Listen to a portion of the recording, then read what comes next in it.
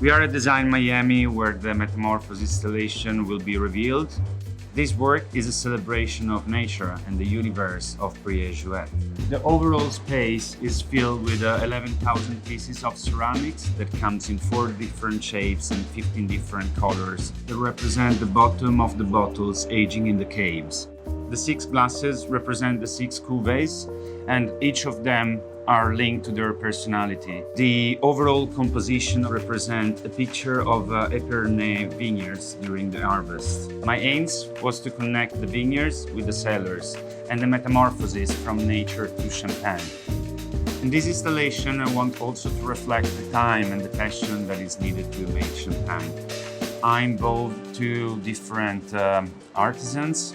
It's been many months of work. I am very happy to finally show the final result.